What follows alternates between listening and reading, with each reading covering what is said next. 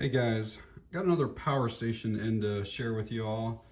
This one is from ALLPOWERS and it's the model S200. This one is very small and very affordable. You know, I've said in previous videos that I feel like everybody should have some type of portable power station. There's so many practical uses. It doesn't have to be just for like a power outage. And I'll go over some of those uses, you know, at some point in this video. But I figured I'd show you the box here real quick.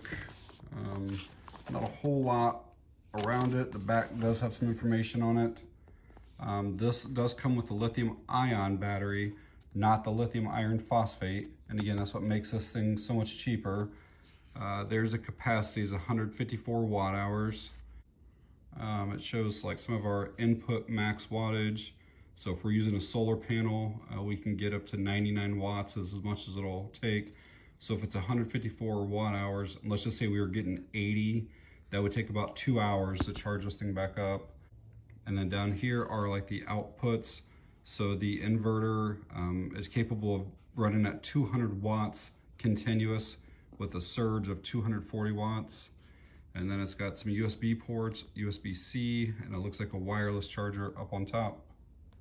So let's quickly get this thing out of the box here. There's only maybe a couple videos on YouTube on this, and each video, this thing was actually packed and shipped kind of upside down, and the power button had been turned on. So I'm kind of anxious to see what this looks like. So we've got a manual, got the wall charging brick and the cord for that. And then this is packed correctly, it looks like, I think. We'll see here. I think that theirs were upside down each time, and this does look like it's right side up. Yeah, I believe this is correct. You'll see the charger and stuff there. So even though it was right side up, it was actually put in here wrong. There's a power button right there. And there's a slot. Let me move this stuff out of the way. There's a slot right there in that styrofoam, and it matches up with that power button, so there's no chance of it coming on and packing or shipping. And they had it in here like this. Now that doesn't mean it got pressed or anything, but it does tell me that they are putting them in their packaging the wrong way. Let's quickly grab some rough dimensions on it. I'd say like just shy of 6 3/4 across. We got like 7 3/4 long, and then maybe 1 7/8 inches high. And a weight on the unit, 49.4 ounces, which is 3 pounds, 1.4 ounces. So just over 3 pounds. So obviously this thing is very small, very lightweight. You know, my hand almost covers the entire thing, and just over 3 pounds. You know, anybody can pretty much move this around. So quickly going all around it, up on top, got a wireless charging pad. Most of the business is in the front. We have a power button, we have one AC outlet, a couple of USB type A ports, and then there's some stuff over here on this side. We have a type C, which I believe is in and out. We have a DC in, and then a couple buttons to basically activate. So like if you want your AC outlet on, you would hit that button. If you want your USBs on, you hit that button. Got a vent here. I don't know, this probably has a fan inside of it. Nothing there. Another little vent. Bottom, it does have some rubberized feet. And then this is probably the same stuff that we saw on the box. Here is the user manual. It actually does have quite a bit of information in it. And the display is actually very nice. I haven't powered the thing on yet, but it looks like it has a battery bar And then it'll also tell you, like, at your current load, how much time you have remaining for capacity. It'll tell you if you're like charging what the input is. If you're outputting, it'll tell you. So a lot of information on this. And then over here, it'll show, like, if you have a typical smartphone, that this will give you like 17 recharges. So again, a family of 4, this should get you through at least 4 days. You know, a small fan, at least 25 hours. So some pretty useful information on that. But I will say that what they show has 2 AC outlets. You can see there's 2 there. And I think that maybe their old model did, but clearly this only has 1 now. So they must have updated the power station, but not updated the manual. And actually, if you look closely on the box, it looks like there's supposed to be 2 outlets there too. But I know that they only come with the 1 now. So my first impression is really just pulling this thing out of the box, is that it actually does feel like it's built really well. The plastics are like a thicker type of plastic. There's no give. Like when you squeeze on it, it doesn't move anywhere. Just overall, I'm pretty impressed so far by how well it's built. I will say that whatever the top material is, this looks like it's a little bit shinier than what this is. So I don't know if it's 2 different plastics.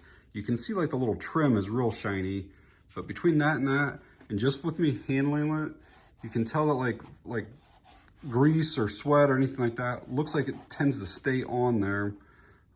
So if that's important to you, just kind of keep that in mind. So the other couple reviews that I watched, because this was packaged incorrectly, when the people went to hit the power button, there was 0 on it, like it would not even power on. So let's just see what we get here, see if this will even power on for us. Yes, it did. And nope, it's actually at 0%. It powered on, but see how that's flashing at 0? That's not good. You do not want to receive a power station and have that battery be dead, because it could have been sitting at 0 for several weeks or several months right now, and that really degrades the batteries. We'll get it charged up, but I'm not happy about that at all. Yeah, you really never want to store any kind of batteries at 0%. It kind of reduces its overall capacity, plus it can reduce like its lifespan. So that's kind of a big negative for them on that. Most power stations that I get arrive somewhere between like 50 and 70%. I will usually leave mine at 80% when I store them, but sometimes because of shipping reasons, they can't go too high, but 0% is unacceptable. And I will let my contact from this company know about that. So got it plugged into the wall right now. We'll get it plugged in here, see what we get with it. So with that wall charger, we're getting somewhere around 29 to 30 watts.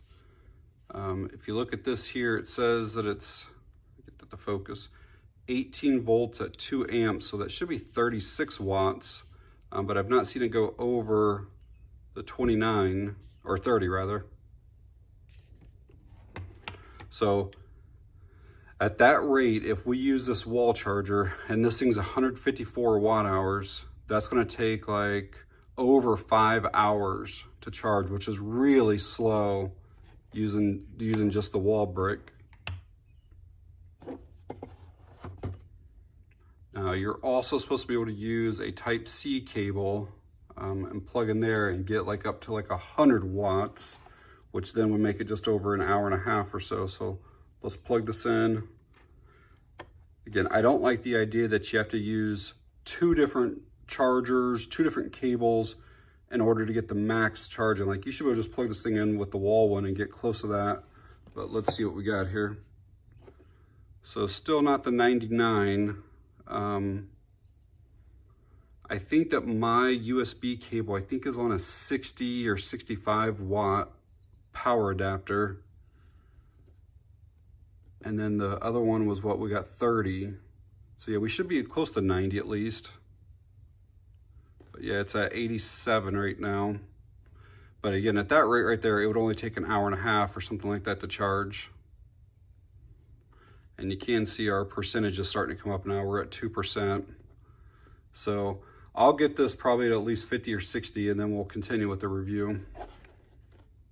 So while the power station is charging, I want to check to see if it has pass-through charging. Every power station that's being built should have it, but a lot of them still don't. And that's the ability to basically be charging up the unit and then using it at the same time. So I've got a small little fan here. It's like a 25 to 40 watt fan. We'll plug it into the AC outlet over here. To turn it on, we're gonna find that AC button on the side and then hold it for just a few seconds, and a light should come on down here. Okay, light just came on. I can hear just a slight little hum, probably like the inverter in there working. And then let's turn this fan on and see if it works.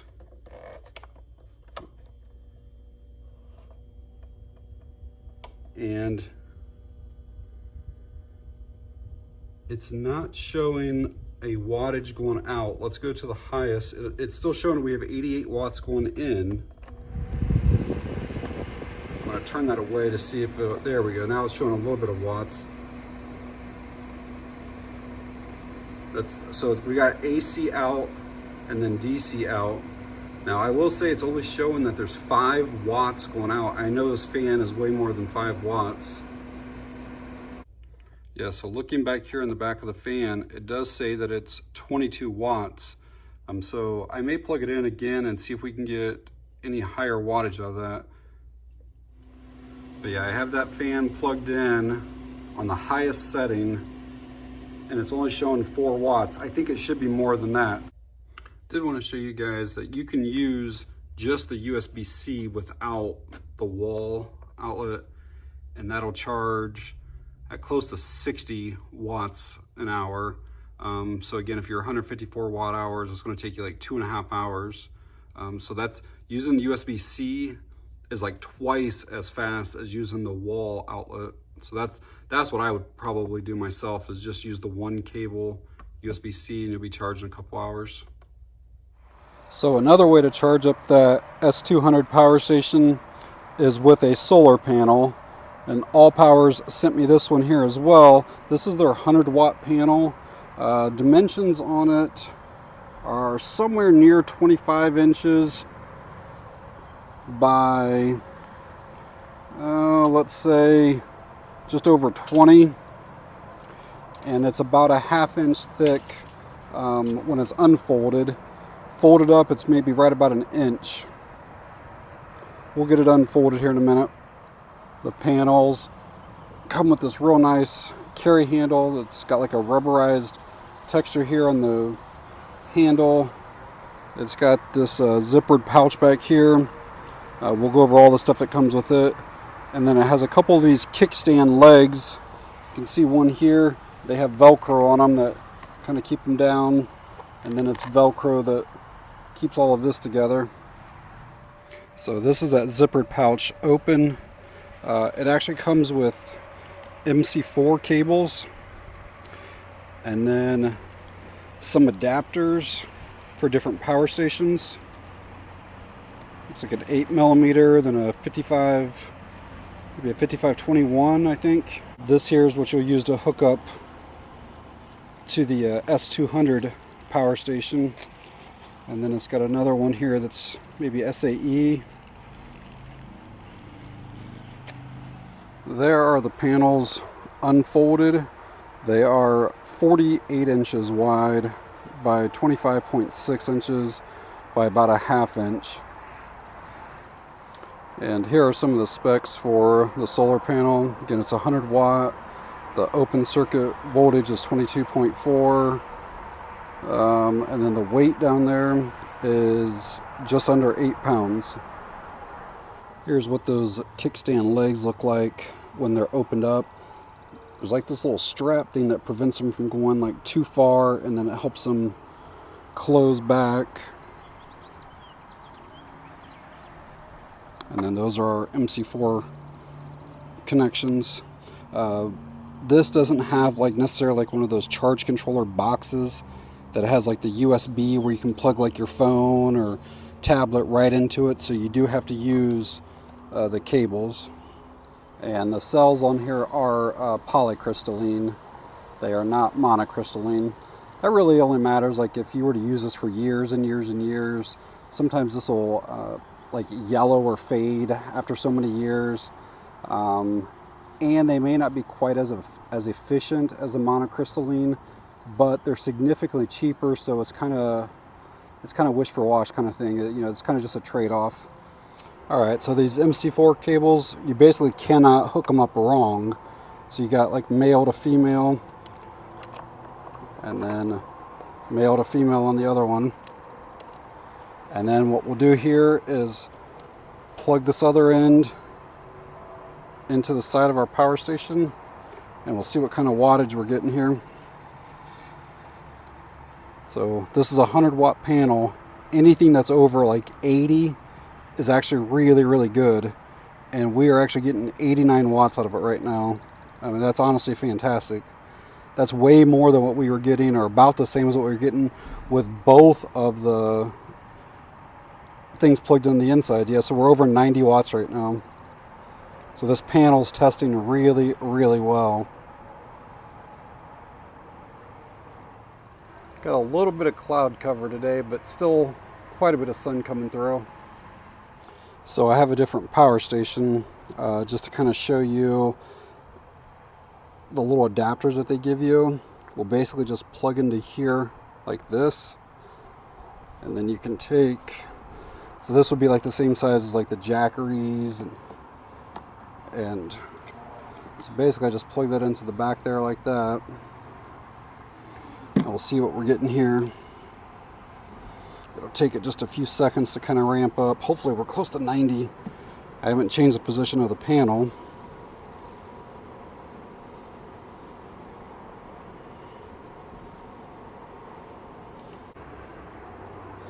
$84 watts, 85. So yeah, this panel is legit. Very good numbers on the panel. All right, back inside. Wanted to give you guys a couple close-ups of some things on the solar panel. The performance or output of the solar panel was fantastic. I thought that these might be like problematic because you can't like open the legs all the way, but it allows you anywhere between like that 30 to 60 degrees, or maybe even a little more than that. But it really helps just like bring them right back down when it's time to close it up. So, and then I really like the width of those.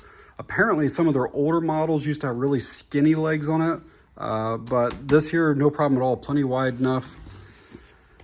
They do have like these little, almost like paracord, like little bungee type straps on here.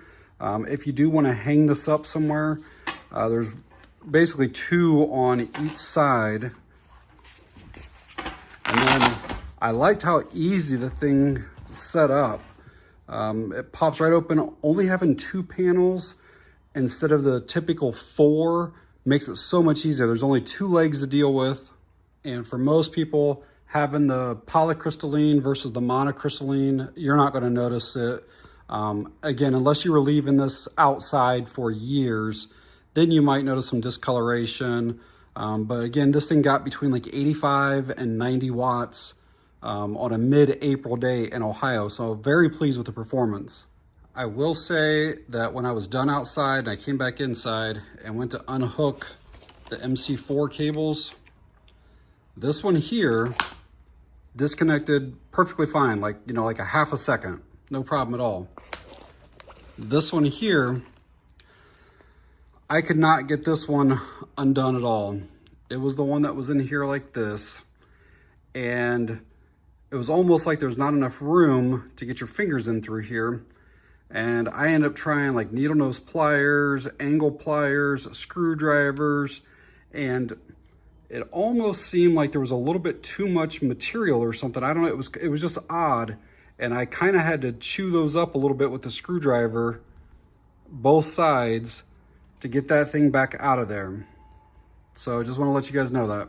All right. As you can see, we are up to 100%, so let's put this thing in use. All right, so the first thing I want to check is the wireless charging.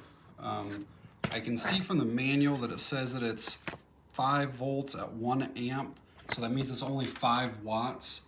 I'm not sure if I have to hit that DC button on the side or not, but I figured we'll just set the phone in here, see if it starts. Yeah, it actually did start. So, and you can see that I am charging now. So the wireless charging pad definitely works, and I do have a case on my phone.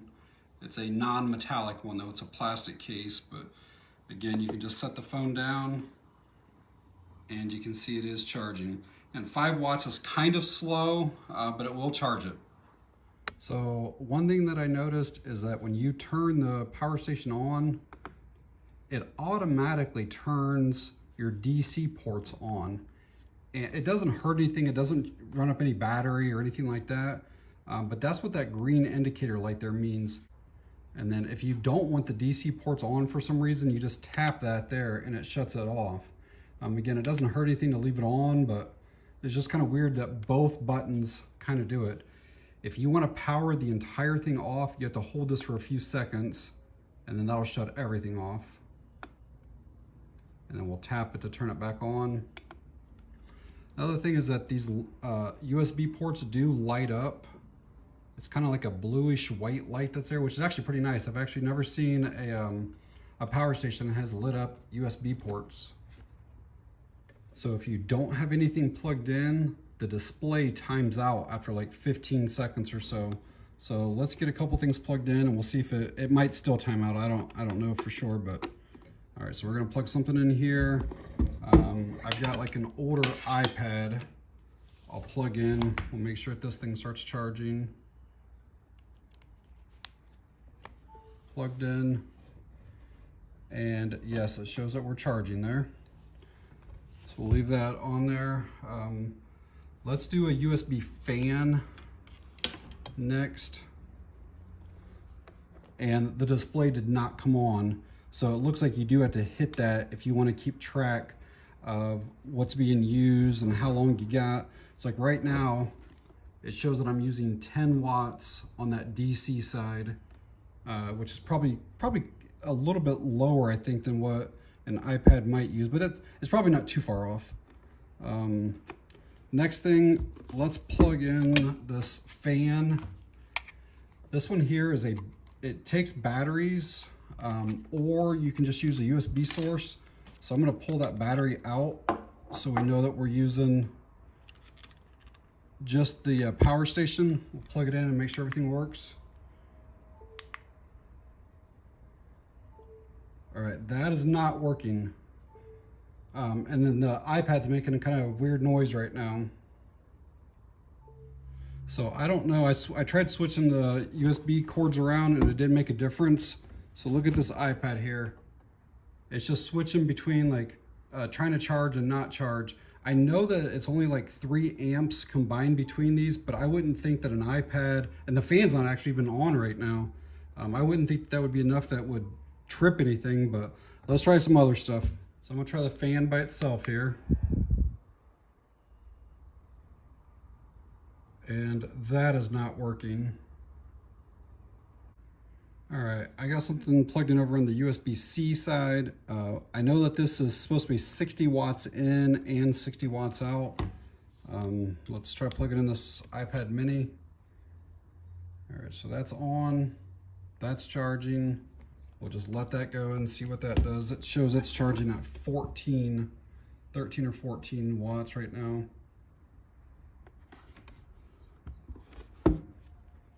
All right, got an old school like iPod Touch. I don't know what the exact draw is, but it's probably close to a phone. So let's try one of these USB ports here again. Okay, it did come on. It's showing that it's charging. I'll let that go and see what happens. That maybe those iPads are too much for these USB ports. The USB-C is still working fine. I'm gonna try plugging like a ring light in this one over here. We'll see if that's too much. So this is the light right here. Come down here and find the switch on it. See if it powers on. It came on. And then let's see if this is still charging. Yeah, that's still charging. Maybe those iPads were too much. Maybe that was the issue with it.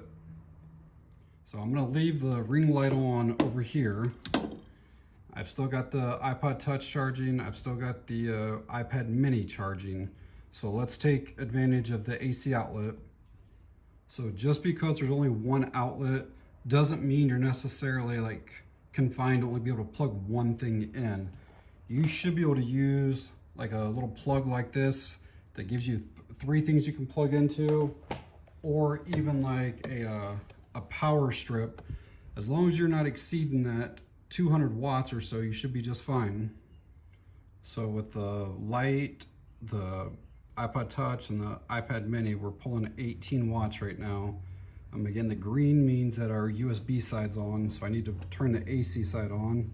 So we're gonna push that, hold it for a few seconds. And then it's kind of like a red and green combined when you have both things going. So then we'll take our multi-plug. If you needed to plug something in there, you probably should do it before you plug it in. But again, this is just an example of what you can do. I've got a table lamp here, and I purposely put a high wattage bulb in it. This is a 60 watt bulb. If I were using a power station, I would not use something that's that high like that. I would use like an LED bulb that's only pulling like 5 watts, 10 watts. It's just gonna make your, like if you're using it for a power outage, you wanna save as much power as you can. But we'll see if it's gonna work here. So it's on. I will say that maybe it looks a little bit dimmer than what it would normally look to me. So we were at 18 before. If that's 60, we should be in the 70s now. So it's only showing that it's 43 watts. And I actually used that like kilowatt meter earlier, and it was 63 from a wall outlet. So the AC inverter, it must reduce stuff a little bit, but whatever you plug in, it doesn't pull or use what the wattage actually shows it as. But it is working. So I had this fan plugged in earlier when it was charging to see if the pass-through charging worked. So let's plug the fan in. And again, I still got everything on. Everything's working just fine right now. So we're gonna take this, plug it in here. The fan came on immediately. So everything's still going, all the other lights. And everything's still charging, and it does seem to be working fine right now. So I'm pulling 60 watts on the AC side and 18 on the other side. So what, we're close to 80 watts. So what I'm probably gonna do is hook the kilowatt meter back up to this again and run it all the way down and see if we get close to that 154 watt hours that they claim that it can do. This is the same iPad that wouldn't charge right using the USB-A's in the front. I'm gonna try using a USB-C to Lightning, and we'll see if we can get it to work using the side one over here, right? All right, so we'll go into USB-C, plug it into the Lightning, see what we get here. Shows it's charging.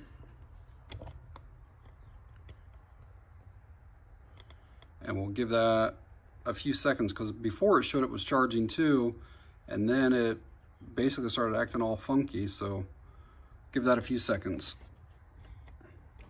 And it shows that we're pulling 11 watts right now. All right, so it's been a couple minutes here, and it still seems to be charging fine. So we're up to 5% now, still charging. It's not shutting off like what it did earlier.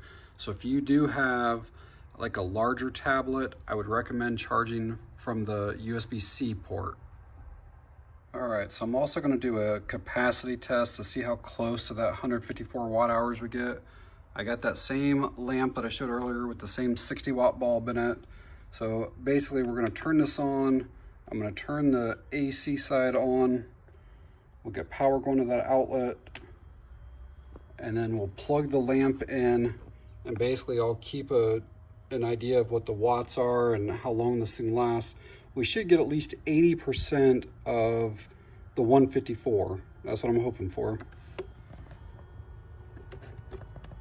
All right, plugged in there, turned on.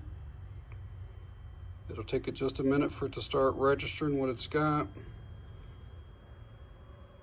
So we're just over 50 watts on here is what it's showing. The display is showing 46 watts.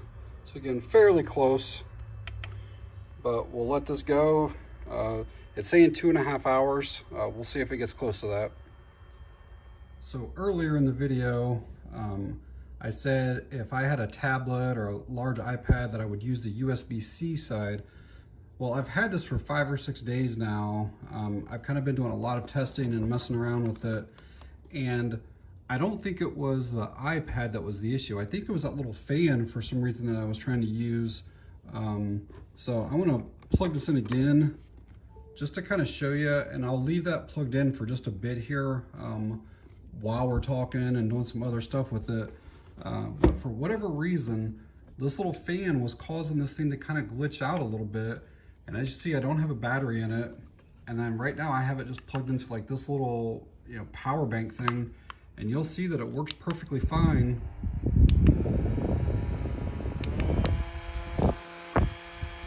And I've used the same fan on multiple other power stations and never had a problem. But when I went to do like more testing, every time I would plug it into here, it would not work on this ALLPOWERS. But everything else that I've plugged into the USB-A ports on the front have all worked perfectly fine. So I did a bunch of testing with the watt meter or kilowatt meter on the AC outlet side. I also do want to check the DC or the USB ports and see if they're pretty accurate. And so I got this little USB tester to see how accurate the reading is for the DC side. So right now we've got 10 watts that's going to that iPad. I'm going to plug in the USB tester, let it power on here. So it's showing that we got 5 volts going to this USB-A port, which is what it should be. And then I've got the same ring light that I had earlier. Now I know from previous testing that this thing pulls 8 watts. So we've already got 10, we add 8. That should show that we have 18 watts once we plug this in and turn it on. So let's get that in. I'm gonna turn the light on right here. Light is on. Let's see if we're getting close to this 8 watts on here. So yeah, it's kind of stabilizing right at about 8 watts. So this display should show 18 watts now. And it does. So 18, yeah, right around 18 watts. So I would say that the DC ports are actually very accurate on the reading on that. And while I've been talking, I've been allowing this to charge the entire time. Still charging, it never powered off or did that. So it was definitely that fan that was causing the issue. And so over the past few days, I've done multiple AC capacity tests, basically where I plug in that lamp that's drawing like a little over 40 some watts and basically let the thing just completely run until it shuts off. And then I have that kilowatt meter plugged in. And the 3 times that I tested it, I got 98 watt hours every single time. And when I would hit the display, it would tell me that I still had 5% capacity remaining. And it would still allow me to plug something into the DC ports, but I couldn't run basically anything off of the AC side. So what that kind of tells me is that we probably have somewhere realistically around 102 to 103 watt hours total out of this. And it's obviously rated at 154 watt hours. So if we're at 103, that's like 66 or 67% of the rated capacity, which is kind of low. It's actually very low. Most power stations are somewhere between 80 to 90% of the rated capacity. Anytime that you're running an inverter, you're going to have some loss, but it's usually only 10%. So again, if we're 154 watt hours, we lose 10%, that's 15 watt hours. We should be like 139 to 140 watt hours, not 102 to 103. And now that could be because mine had been stored and shipped with basically a dead battery for who knows how long, or it could be that they're all that way, that maybe they overrate their stuff a little bit. But I'm just saying what I found was that mine was about 103 watt hours. And when we start talking pricing, the S200 is on Amazon right now for right around $100, which is actually very cheap for most power stations. But then when you factor in the cost per watt hour, you're at about $1 per watt hour, which is actually on the higher side of power stations. So you kind of got to factor in both things on that. The solar panel is on Amazon for, I think, $140 right now. It was actually on sale last week for $100. But even at the $140 price, I think that this is a really good buy for a folding, portable, 100-watt solar panel. It actually produces really well. So I will leave Amazon links down in the video description, as well as the ALLPOWERS website. If you want to find out more information on their products or anything like that, or if you guys have any questions or comments, you can always leave them down in the comments section for me as well, and I'll get to them when I can. So before we wrap this video up, I want to let you guys know that I did reach out to the contact at ALLPOWERS and let them know about the capacity that I was getting on this one, being around 100 watt hours. And without me even asking, they offered to send another one of these out so I could compare it just to see if I get the same or if I get better results. So whatever those results are, I will update the video description and kind of let you guys know.